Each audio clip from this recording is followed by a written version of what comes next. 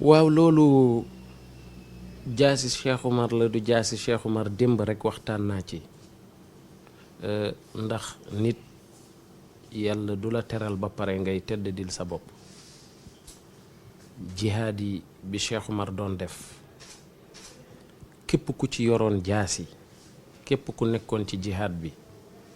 nga yor ci jaasi rek jaasi Cheikh Oumar la. nit ñi nag ñu ngi polémique yi Cheikh Oumar dañ nanguwuñu jaaseem ñii naan nangu nañu ñii naan nangam mais dañoo dégluwul tubaab yi rek parce que jaasi bii ñuy wax ni biñ ko jëlee diggante bi Cheikh Oumar duggee ci grotte bi xeer bi fanweeri at bu teg la xam nañ ne jaasi Cheikh Oumar la ndax daf ko bàyyee woon ay njabootam te tubaab yi bi ñu ñëwee ñoom it muus nañ muus goo xamante ne boobu Amadou moo fa nekk. Amadou fekk mu ngi tukki su fa Amadou nekkoon ñemewuñu dugg ci dëkk bi ndax am na doole ñu bàyyi ba Amadou tukki ñu ñëw jaar ci njaboot gi aywa alhamdulilah ñu wan leen matériel bi Cheikh Oumar bàyyi woon ak téere yi nga xamante ne mu ngi ko bàyyi woon ak njabootam mu ngi nangam ñaari tubaab dugg ci dëkk bi guddi ñu dimbali leen ñu ba ñu xam fi affaire yi nekk aywa ñu ñëw guddi sàcc ko ndànk waaw biñ koy sàcc yéen presse bi xam ngeen ne am na kuñ fi waxoon Ablaye Tall ñu suuloon ko France mu jàng ji woon France surtout Cheikh Oumar la kooku la ñu fekk mu ngi am juróom-ñaari at bi ñu ñëwee dugg ci néeg yi di jël bagage yi nu mu nekkee jàmbaar moom Ablaye bañ na ko ba muy gor di caw ba mu sànni jaasi bi mu dal ci tubaab ba mu rey ci benn tubaab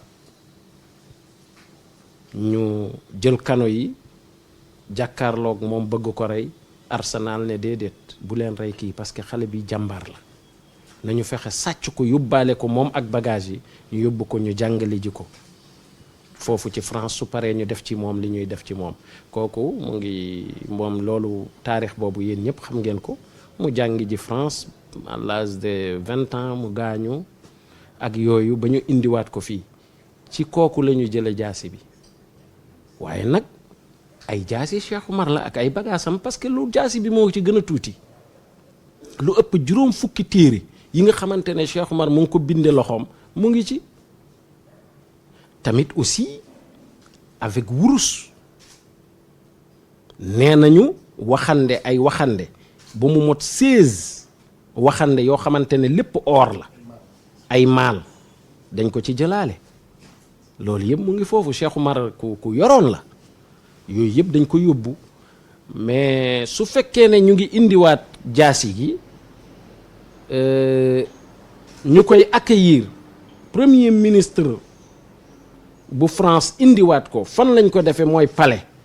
kon xam ngeen ne loolu teraanga la te teraanga googu wane na ne Cheikh Oumarul Fouti li mu doon liggéeyal yonent bi sallallahu alayhi wa sallam yàlla da koo nangu kan la bagage am la tubaab yi ñëw sàcc sa bagage indiwaat ko ñu def cérémonie ci biir palais ci Sénégal teraanga mënu koo weesu kon nag nit ñi nañu bàyyi wax yi nit ñi xam nañ tubaab yi ñoo njëkk a wax ne moom disparaît na dans la forêt de Bandiagara kon nag tubaab yi ñoom li ñu wax ak li am bokkul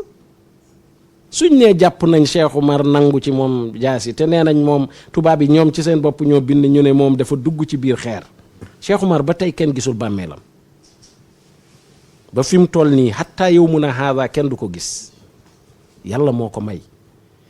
wa amma nag moom jaasi bi mu yoroon moom Cheikh Oumar mu ngi fii ca Bandiagara boobu la doon xeexee boobu dafa mel na yat